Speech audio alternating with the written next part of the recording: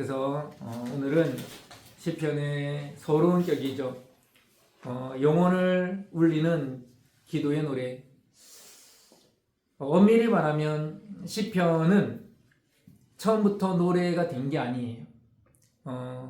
기도이면서 단식이면서 시였어요. 또 찬양을 위해 또 처음부터 만들어진 것도 있죠. 그래서 시편의 종류들이 한 5가지가 돼요. 찬양을 위해 옛날 사람들 즉흥적으로 막 노래 부르고 하시잖아요. 또 슬플 때 막 곡하는 것도 즉흥적으로 나오는 거잖아요.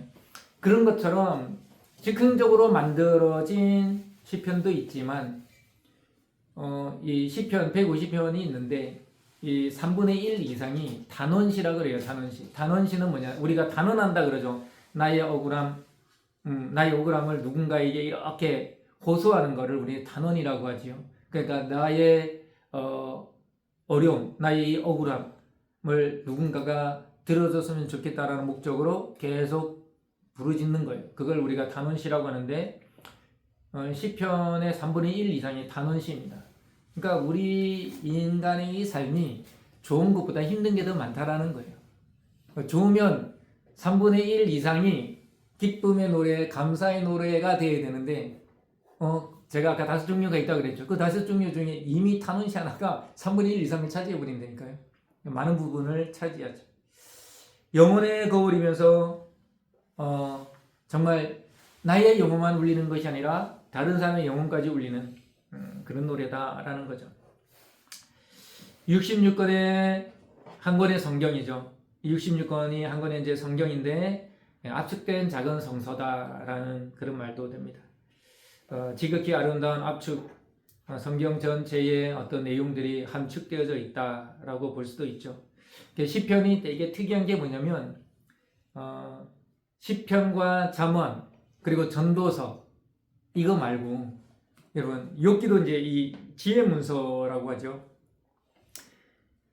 이것들을 제외하면 다 하나님이 그 성경의 저자들을 통하여 우리에게 주신 말씀입니다. 맞죠?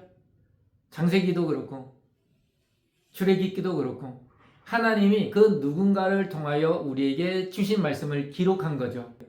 나머지는 하나님이 누군가를 통하여 우리에게 주신 말씀이잖아요. 시편은 하나님이 우리에게 주신 말씀이 아니라 인간이 하나님을 향하여 올려드린 우리의 기도예요. 우리의 찬양이에요. 그래서 성경에서 독특한 이 시편이 독특한 게 뭐냐? 하나님이 우리에게 내려주신 말씀이 아니라 이미 우리에게 주신 그 말씀들을 가지고 고민하고 생활하고 기뻐하고 즐거워하다가 살아보니까 내가 어려움을 당해보니까 이렇군요라고 올려드린 시와 찬미가 뭐다? 시편이라는 거예요. 그래서 나머지는 다 하늘에서 하나님께로부터 내려온 말씀인데 시편은 우리 인간이 하나님께 올려드린 거야. 독특한 거죠. 이게 시편의 독특한 구조이다. 우리의 영적 여정을 위한 안내서. 여러분 타산지석이라는 말이 있죠. 아니 눈에 딱 봐도 저게 먹으면 맵겠다 생각하면 매운 거 못 먹는 사람은 안 먹어야 되잖아요. 남이 매워서 죽으려고 하고 있는데 나도 먹어볼까 하고 먹는 그런 바보는 없겠죠. 누군가가 제대로 살지 못하고 그 결과 하나님께 매를 맞고 다시 울며 돌아오고 하는 모습을 뻔히 봤어요. 근데 내가 그런 삶을 살면 될까요? 안 될까요? 안 되는 거예요. 시편에 여러 가지 이야기들, 그 개인들의 고백이 다 담겨져 있어요.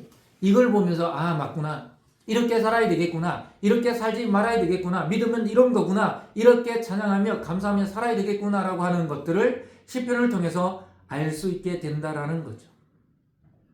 그리고 개인적인 묵상의 시들도 되게 많아요. 자, 시편이란 말이 어디서 왔을까? 영어로 적혀져 있지만 테힐림이라는 이 히브리어입니다. 찬양들이라는 말입니다.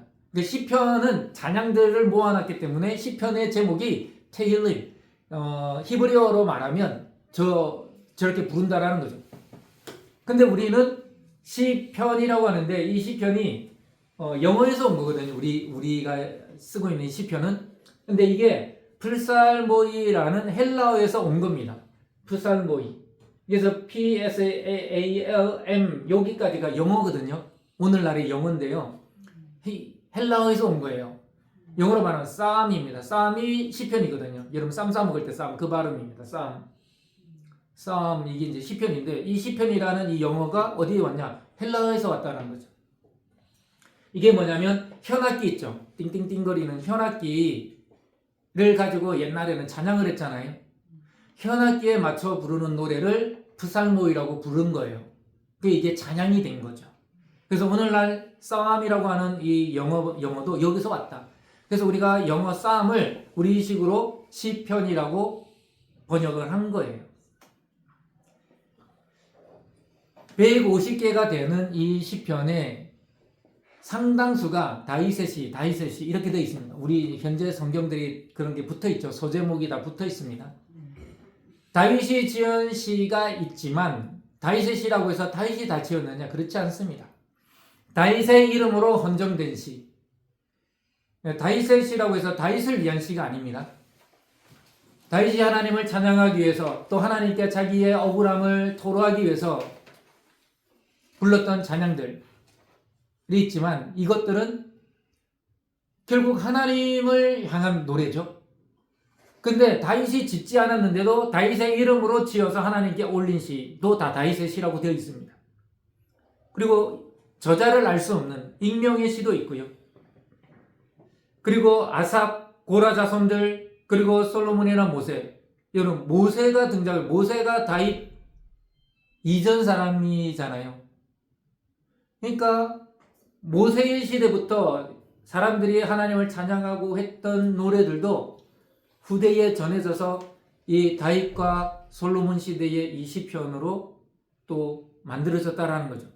옛날부터 전해 오던 노래, 그 노래에 가사를 붙인다든가 아니면 그 가사가 있는 노래를 계속 불러서 이 시편 가운데 들어오게 됐다든가 그렇게 됐다라는 거죠.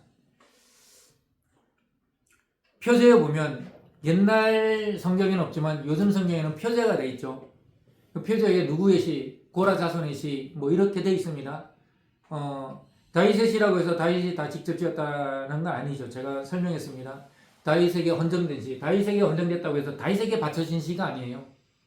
다윗의 이름으로 하나님께 바쳐진 시라는 의미입니다. 자, 이 모세오경을 5권으로 나눕니다. 5권, 제1권, 제2권, 이렇게 해서 제5권으로 나눌 수 있는데요. 1편에 보이십니까? 1편에서 41편까지가 1권이라고 그럽니다. 2권은요 42편에서 72편, 그리고 3권은요 73편에서 89편, 제4권은요 90편에서 106편, 그리고 107편에서 150편까지를 제5권이라고 합니다. 이 구조가 딱 5개로 나누어져 있죠. 왜 150편을 굳이 5권으로 나누었을까? 자, 위에서 아래로, 또 아래에서 위로, 다윗이 시편을 많이 지었고 다윗의 이름으로 지어진 시들이 많다 그랬잖아요.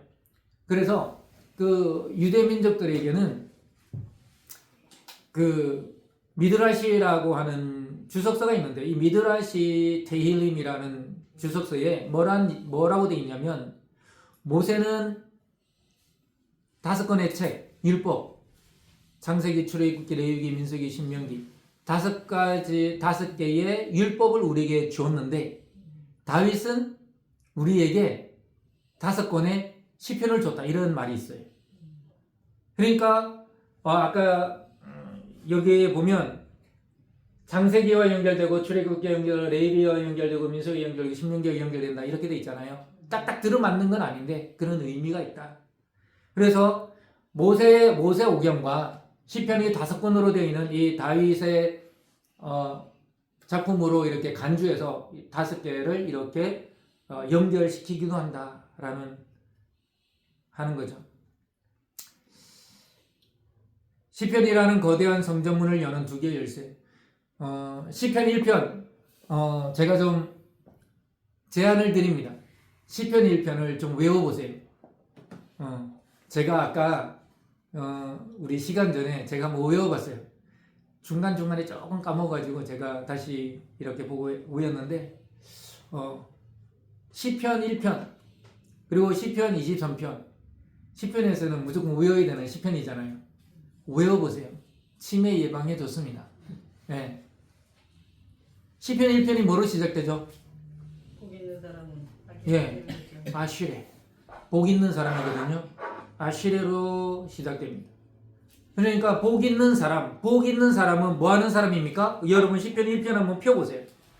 우리가 다음 시간에 시편 1편을 할 건데 일단 요것만 한번 보고 가자고요. 우리말 성경에 보면 복 있는 사람은 악인들의 꾀를 따르지 아니하며 죄인들의 길에 서지 아니하며 오만한 자들의 자리에 앉지 아니하고 라고 되어 있잖아요. 복 있는 사람, 아시레라는 히브리어거든요. 여러분 시편 1편이 이 시편을 여는 문이에요. 그리고 시편 2편, 이 두 편을 시편의 서론이라고 봐요. 그리고 이제 시편 3편부터 이렇게 본론으로 들어가는 거거든요. 단원의 이제 시로 들어가는데 시편 1편은 개인적인 묵상의 내용이고 시편 2편은요 이제 이 세상 군왕들 세상의 나라들을 다스리고 있는 그 왕들에게 얘기하는 그런 내용으로 되어져 있습니다. 즉 개인뿐만 아니라 나라를 대표, 국가를 대표하는 왕들, 그러니까 개인이나 국가나 개인이나 민족이나 정말 복 있는 사람은 누구냐? 하나님의 다스림 속에 살아가는 자다. 이 얘기를 그 문을 열면서 시편의 문을 열면서 들어가고 있는 구조라는 거죠. 모든 눈물이 승화되는 거대한 할렐루야 합장. 이게 150편. 그러니까 146편, 147편, 148, 149, 150편 이렇게 5개 편 마지막에 5개 할렐루야로 시작해서 할렐루야로 끝납니다. 그래서 할렐루야 시편이라고 합니다. 다른 말로 대합창곡이라고 그래요. 아까 제가 뭐 시편의 종류를 여러 가지로 나눈다. 단원시, 뭐 제왕시, 뭐 성전에 올라가면서 부르는 시 그렇게 하는데 그리고 또 찬양시 그런 게 있습니다. 성전에 올라가는 시는 시편 120편부터 135편이거든요. 그렇게 16개가 있는데 이런 것들이 뭐냐? 개인의 찬양도 있고 그러니까 공동체의 찬양도 있고 그리고 이제 왕의 대관식이라고 이게 제왕시인데 왕으로 이제 등극할 때 왕 등극식을 이제 왕이 뭐 이런 식을 할 거 아니에요. 그럴 때 하나님께 예배를 드리는 거예요. 예배를 드리면서 왕이 이 나라의 왕이 하나님이 허락하셔서 이제 왕으로 세움을 받습니다 하면서 그런 노래들을 찬양들을 이렇게 하는 거예요. 그때 부르는 시편도 있고요.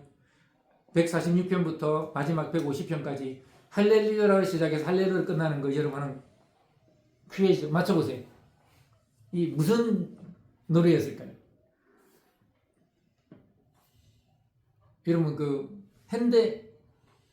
할렐루야 그 뭡니까? 핸델의 메시아죠. 네.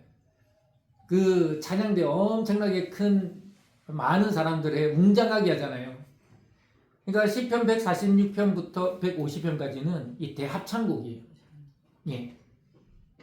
여러분 그 역대상인가요? 한가 제가 역대상인 것 같은데 역대상 25장에 보면 다윗이 찬양대를 구성하는데 몇 명으로 구성합니까? 4,000명 구성합니다.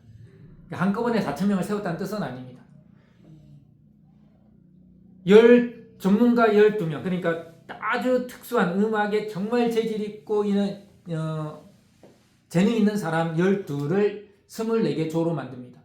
이 24개 조를 12명씩 해서 288명을 따로 세워요. 이 288명이 어떻게 보면 그 찬양대의 각 그 조마다의 핵심, 이거 아주 음악에 능한 사람들의 핵심들입니다.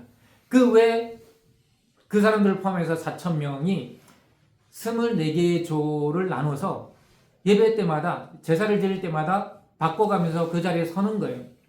그러니까 24개 조를 4,000명 나누면 몇 명이 나오겠죠. 그만큼 많은 사람들이 그 찬양대에 섰다라는 거예요. 그래도 어마어마한 거잖아요. 그렇죠?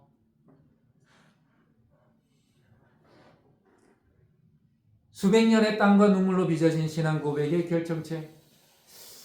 제가 이 시편을 이제 나누기 위해서 저도 이제 대학원 때 이 시편의 내용을 들었는데 우리는 성경 공부를 하는 게 아니라 아카데믹, 그러니까 학술적으로 배워가지고 시편을 되게 재미없게 배운 거예요. 그러니까 묻는 것도 이런 게 신앙적인 걸 묻는 게 아니라 어떤 신학자에 뭐 이렇게 해서 뭐 그런 걸 물어봤어. 교수님이. 그러니까 이게 재미가 있어요, 없어요? 재미가 하나도 없는 거예요. 근데 졸업을 하고 이제 내가 시편을 가르치겠다고 하니까 막 가슴이 뛰는 거야. 신학자 잘 몰라도 돼. 그 신학자가 무슨 얘기했는지 몰라도 돼. 그쵸? 그러면서 이 시편이 정말 이게 은혜가 되는 성경이거든요. 여러분 생각해보세요. 어떤 사람이 정말 눈물을 흘리면서 얘기하는데 무덤덤한 사람이 있나요? 그 사람이 울면 나도 울고 그 사람이 웃으면 나도 웃고 그게 사람이잖아요. 그러니까 그게 그 진짜 사람, 리얼 스토리, 그 사람의 진짜 이야기가 나오면요 모두가 그 사람의 이야기를 듣고 이 동화가 된다 그러죠. 될 수밖에 없는 거예요. 시편에도 보면 정말 죽음의 위기 앞에서 하나님을 향해 처절하게 몸부림치며 울부짖는 그런 기도가 있는가 하면 정말 기쁨, 한 위에 더 이상 오를 데 없는 그 정상에서 하나님을 찬미하는 그런 찬양도 있단 말이죠. 여러분 그런 거를 이렇게 시편을 읽을 때 그런 게 느껴져요. 나의 하나님 어찌하여 나를 버리셨나이까. 그게 신약 성경에만 나오는 게 아닙니다. 시편에 두 군데나 나와요.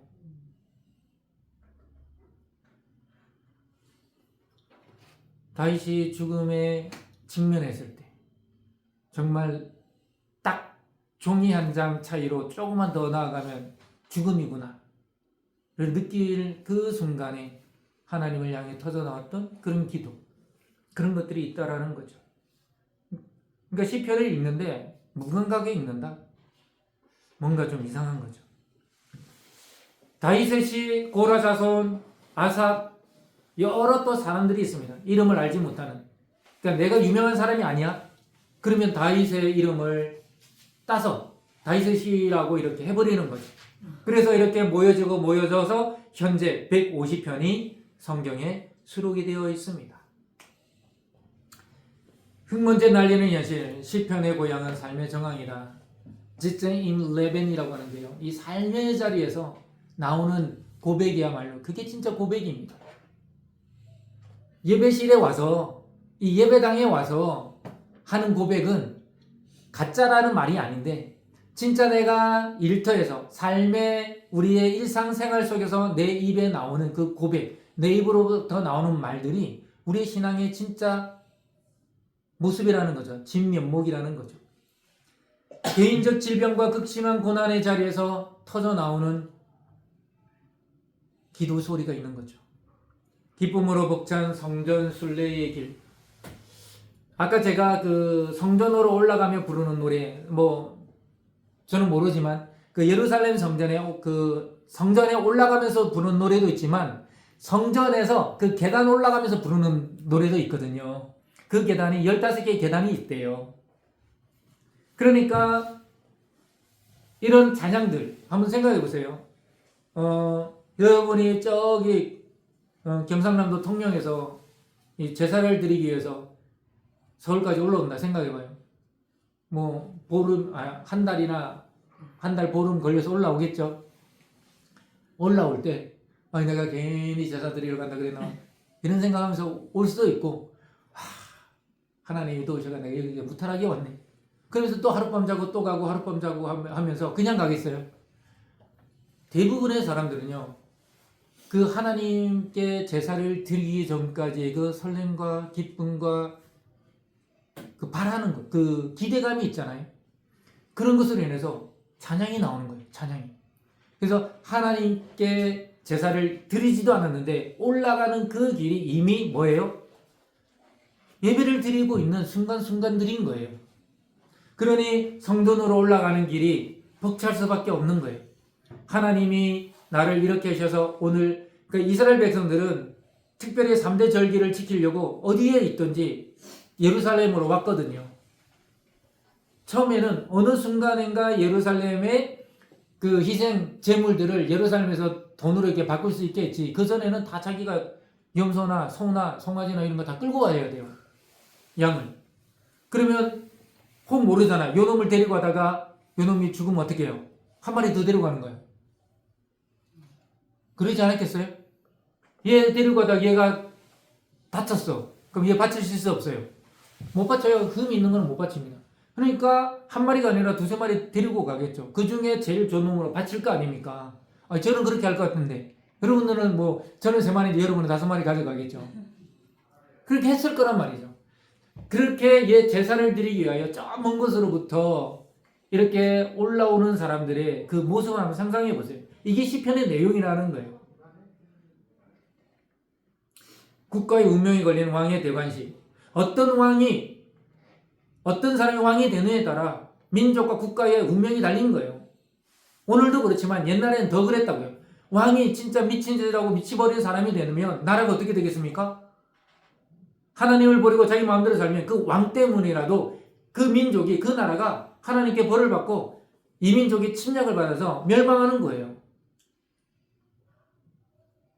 치열한 국가적 전쟁과 위기상 이 민족이 쳐들어오면 또 하나님께 단언의 시를 올립니다. 노래를 부르는 거죠. 하나님 우리를 불쌍히 여겨달라고. 그러면서 하나님께 계속 불렀던 노래들이 여기 시편 가운데에 들어와 있다라는 거죠. 시편에서 가장 큰 비중을 차지하는 게 단언시라 아까 제가 말씀드렸습니다. 단언시의 놀라운 비밀, 절망을 뚫고 솟구치는 분위기의 반전. 절망 속에서 내가 탄식하고 하나님께 부르짖고 하나님께 기도했더니 하나님이 그 절망적인 순간을 소망으로 바꿔주시는 거예요. 그러면 그 전까지는 단언의 시였는데 그 이후에는 어떻게 될까요? 찬미의 시로 바뀌는 거예요. 찬양시로 바뀌어요. 단언시가 찬양시로 바뀌는 거예요. 여러분, 내가 힘들고 어려울 때 내가 이렇게 힘들어 죽겠는데 뭘 예배를 드려? 교회 안 나가. 그렇게 뭐 힘들어하다가 그렇게 하면 안 되지. 내가 잘못했네. 하나님께 막 기도하고 하나님 제가 이렇게 어리석은 생각을 했습니다. 그랬더니 하나님이 내 상을 딱 바꿔주셨네. 할렐루야 하면서 올라가서 또 찬양을 불러. 이런 게 반복되고 했다라는 거예요. 모든 사람들이 다 우리가 생각하기에 신앙이 좋은 상태로 살아가지 않았다라는 거죠. 절망과 탄식 속에서 하나님이 은혜 베푸시면 그 은혜로 말미암아 그 절망과 탄식이 감사와 환희와 찬송으로 바뀐다라는 거죠. 찬양시와 감사시가 있습니다. 찬양시는 창조주신 구원의 하나님만을 찬양하는 거예요. 위대하신 하나님. 감사는요, 실제적으로 내 삶에 뭔가를 흔히 우리식으로 말하면 은혜 베푸셔서 나에게 뭔가 변화가 일어나는 거죠. 내가 변화되든지 내 상황이 변화되든지 내 문제가 해결되든지 내 질병이 낫든지 하나님의 구원 사건이 내가 경험하고 내가 느낄 수 있는 이런 사건들이 있다라는 거죠. 근데 찬양시는 이것과 별개로 하나님은 하나님이시니까 찬양하는 거예요. 저도 이 예배 찬양에 대해서 고민을 많이 합니다. 우리가 예배 때 어떤 찬양을 불러야 될까? 저도 옛날에 약간 고지식한 면이 없잖아 있어서요. 그러니까 예를 들어서 개인적인 고백을 우리가 예배 때에 개인적인 고백을 부르는 그런 CCM이나 그런 복음성가가 있잖아요. 그런 거 예배 때 전 부르면 안 되는 줄 알았어요. 근데 여러분 시편을 이렇게 보면요. 아까 단언시가 3분의 1을 넘는다 그랬죠. 그리고 아까 성전에 올라가는 노래. 여러분 성경에서 성전에 올라가는 노래라고 하는 것은 하나님께 제사를 드리는 가운데에 불렀던 찬양입니다. 근데 시편 120편부터 135편까지 거기 개인적 단언시도 있어요. 그게 결국 뭐냐면 나의 개인적인 단언이 이걸 노래하다 보니까 저 사람이 아까 제가 말했죠. 지금 절망과 어려움 속에서 나의 하나님 나를 언제까지 내버려 두실 겁니까? 나 이렇게 힘든 거 하나님 모르십니까? 제발 저를 불쌍히 여기시고 저를 구원하소서. 이 상황을 좀 바꿔주소서. 저를 살려주소서. 그랬는데 바뀌었네. 변화됐네. 그럼 내 찬양을 하겠죠. 그러니까 개인적인 이 단원이 하나님의 찬양의 시로 그냥 바뀐다라는 거예요. 여러분, 저는 그렇게 생각을 합니다. 제 생각이 다 맞다고 생각하지 않지만 예배의 자연이라는 것도 일직선으로 가는 건 없어요. 시작을 했다가 절정에 치달았다가 이게 떨어지는 모든 게 그렇습니다. 그럼 찬양도 우리 안에 나의 개인적인 고백, 나의 개인적인 단원도, 그러니까 나의 개인적인 고백의 찬양도 예배 가운데에 부를 수 있다. 저는 그렇게 생각을 합니다. 왜 안 돼요? 그 개인의 고백이 나중에 하나님이 역사하셔서 그게 바뀌어서 하나님만을 찬양하는 찬양시가 될 수가 있다는 거예요. 시편에 120편부터 135편 그런 게 있다니까요. 개인의 찬양. 그래서 좀 미안한 말이에요. 어떤 좀 아주 꼴통이라고 하진 않을게요. 그런 보수적인 교단에서는요, 그런 거 못 부르게 하잖아요. 근데 시편을 진짜 연구하고 보면요, 할 테니까요. 너무 그런데 얽매일 필요가 없다. 저는 그렇게 생각을 합니다. 시편의 세 번째 종류, 제왕시, 지혜시. 자, 여러분, 왕이 등극을 하잖아요. 인간이죠. 사람입니다. 자, 그런데 옛날 구약시대 사람들은 어떻게 생각했냐면, 비록 사람이 왕의 자리에 앉지만 하나님이 허락하신 자리고 하나님을 대신하여 그 자리에 앉는다. 이렇게 생각했거든요.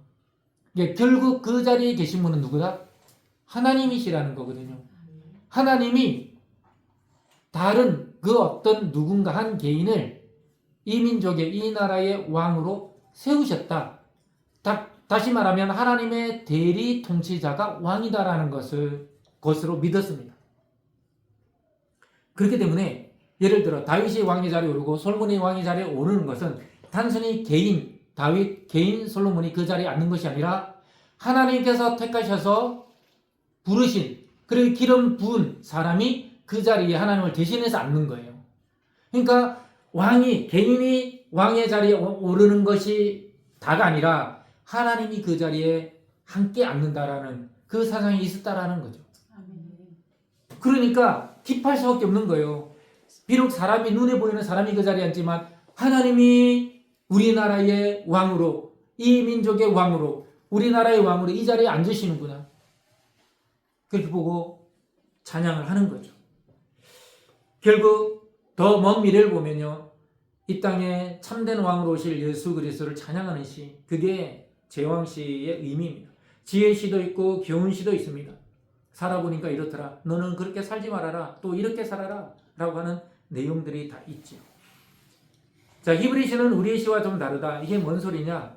자, 우리 시들을 이렇게 보면요, 운율이라고 해서요, 운을 따라갑니다. 뭐뭐로 끝나면 또 그 뒤에 뭐뭐로 또 비슷한 운을 받습니다. 근데 히브리어는 그렇게 하지 않는데요. 이게 좀 복잡한 구조를, 그렇게 복잡하지 않는데, 자, A는 B인데 B는 또 C, 그리고 A 다시 B 다시 또 C 다시 이런 식으로 나왔던 게 나오고, 반복되지만 더 심화되고 더 확대돼요. 그래서 더 깊은 의미를 전달하는 거죠.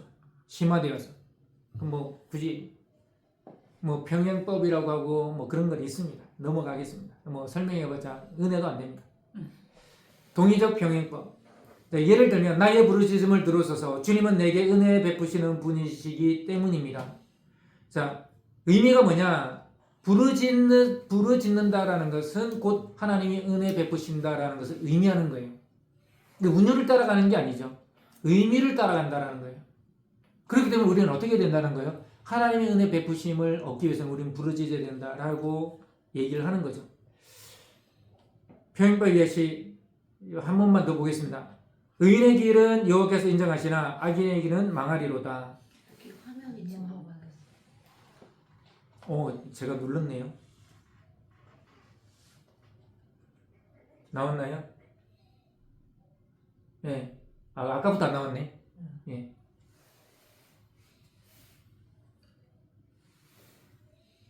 넘어가겠습니다. 자, 그리고 또 시편에는 이 비유적이고 은유적인 게 많습니다. 이게 다른 말로 말하면 상상의 나래를 펴서 하나님은 어떤 분이시고 하나님은 어떤 분이시고, 여러분 다윗의 시도 보세요. 여호와는 나의 요새시요 나의 피할 바위시요 나의 구원의 뿌리시요 나의 산성이시요. 그게 그냥 상상만에 나온 게 아니라 나의 삶의 경험 속에서 나온 그런 상상이거든요. 이게 뜬구름 잡는 상상이 아니라 공상이 아니라 내가 살아보니까 마치 나의 진짜 내가 내 몸을 피할 수 있었던 그런 동굴, 바위, 큰 바위, 산 이런 것들처럼 하나님이 그런 존재구나 라고 하는 이런 은유적이고 비유적인 것들이 참 많이 나오죠. 요새, 반석, 목자, 용사, 피난처, 방패, 셀라. 요즘에도 그 시편 보면 셀라는 가로가 쳐져 있죠. 옛날에 저 어릴 때 다 읽었습니다. 그거 뭐마다가 마지막에 셀라 있잖아요. 아니 중간에 셀라가 있거든요. 셀라 이렇게 옛날에 왜 셀라를 읽는지 또 읽어야 되는지 안 읽어야 되는지 아무도 말 안 해. 그 당시 그 목사님들은 몰랐어. 셀라의 의미를 아직도 모릅니다. 근데 내가 추측하기를 셀라는 두 가지 정도로 추측을 하는데요. 찬양이라고 하는 것은 노래라고 하는 것은 어떤 이게 딱 그 클라이막스가 있잖아요. 이 셀라라고 하는 이 클라이막스의 부분에서 사람들에게 주는 신호의 신호, 기호입니다. 근데 이게 정확하게 뭐를 지시하는 그 기호인지를 모르는 거예요. 그래서 두 가지로 보는데 사람들에게 더 이 부분은 클라이막스가 더 크게 해 라고 하는 건지 아니면 악기들이 이 부분에서 막 완전 대환장 파티 같은 거 있잖아요. 완전히 악기가 막 몰아서 막 더 이상 강하게 될 수 없을 만큼 강하게 하라는 신호인지 그런 것 같다라고 추측을 하는 거죠. 그래서 셀라라고 하는 것은 옛날에는 아멘인 줄 알았어요. 그런 게 아니라 이런 게 아닐까라고 보는 거죠. 자료가 없어요. 영장으로 된 시 이런 말이 또 있죠. 영장이라고 하는 것은 영장 아닙니다. 영장이라고 하는 것은 지휘자입니다. 지휘자. 찬양대가 있으면 지휘자가 있을 거 아니에요. 아까 제가 찬양대 설명드렸죠. 그 거대한 찬양대를 이끄는 지휘자가 있는데요. 이 지휘자에 따라서 이 곡이 뭔가가 이루어져야 된다라는 또 표시예요. 또 정확한 의미는 아직까지 잘 모릅니다. 그래서 성가대의 지휘자의 지도에 따라서 이 사람이 이 곡은 이렇게 부르자라고 뭔가를 얘기했겠죠. 근데 그 자료가 없어요. 예배의 공식적인 찬양으로 사용되었음을 의미한다. 영장으로 어쩌고 저쩌고 되어 있는 시편은 아까 제가 말씀드렸죠. 성전에서 불렀던 찬양들이라는 거죠. 노래라는 거죠. 시편의 핵심이 뭐냐? 한번 따라 읽겠습니다. 시작. 주가 다스리신다. 네, 주가 다스리신다. 결국 그거예요. 너 어려운 가운데 있느냐? 너 지금 눈물 흘리고 있느냐? 주님이 너와 함께 하셔. 주님이 너의 삶을 이끌고 계셔. 너의 삶을 다스리고 계셔. 라고 하는 게 이 시편에 그냥 쭉 관통하고 있는 핵심입니다. 야훼 하나님께서 온 세상과 역사의 주관자라는 거죠. 그리고 심판자이고 참된 왕이시라는 거예요. 응답의 신앙. 나에게 힘든 가운데 하나님이 응답하시고 나의 부르짖음에 하나님이 응답하시고 나의 눈물을 닦아주시고 눈물을 닦아주신다는 말이 뭐예요? 응답하신다는 말씀이거든요. 시편에 보면 또 거룩한 전쟁. 여러분 옛날에는 그 전쟁이 사람과 사람만의 싸움이 아닙니다. 그러니까 민족과 민족, 국가와 국가만의 싸움이 아니라 그 국가가 섬기고 있는 신들과의 전쟁입니다. 즉 어딘가가 쳐서 이기면 우리가 섬기는 신이 이거야 라는 의미가 되는 거죠. 그러니 전쟁에 나가기 전에 하나님께 찬양하고 하나님께 이렇게 올려드리는 거죠. 하나님은 그래서 왕 중의 왕이라는 말이 뭘까요? 워리어, king of king, 워리어, 전사라는 거예요. 저주시도 있습니다. 이건 개인적인 원한과 분노를 표출하는 것만이 아닙니다. 내가 저 사람을 왜 원망하고 저 사람을 왜 저주할 만큼 미워할까요? 저 사람이 정말 말도 안 되게 살아가고 있기 때문에 그래요. 나를 억압하거나 나를 모함하거나 나를 비방하거나 나를 해할 때 하나님 저 사람 넘어 걸어가다가 코가 깨지게 해주세요. 왜 그런 얘기를 할까요? 그 사람이 정말 나를 힘들게 하기 때문에 그렇죠. 말도 안 되는 일을 하고 있기 때문에 그래요. 이 얘기가 뭐냐면 왜 저주가 누군가를 저주하는 이런 내용이 있냐? 하나님 보시기에도 이건 지금 아니잖아요. 그러니까 하나님 나타나셔서 하나님이 역사하셔서 하나님의 공의를 세워달라. 하나님이 개입해 달라는 거예요. 하나님이 이 일을 하나님이 못 본 채 하지 말고 하나님이 정리해 달라고 하는 거죠. 그래서 하나님의 공의와 하나님의 정의가 이루어지기를 원하는 그런 시라는 거예요. 시편과 예수 그리스도 십자가에서 온 인류 죄를 짊어지시고 억울한 고난을 당한 또 순환의 성취를 이룬, 그래서 예수님의 순환을 예고하는 시편들이 여러 개 있습니다. 그것도 나중에 살펴볼 겁니다. 시편이 우리에게 주는 교훈이 뭘까요?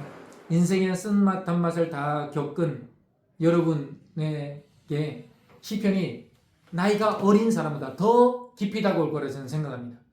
생각을 해보세요. 이제 갓 20살 된 사람이랑 지금 60, 70, 80이 된 사람과의 그 인생에 대한 경험이 같겠습니까? 다르죠.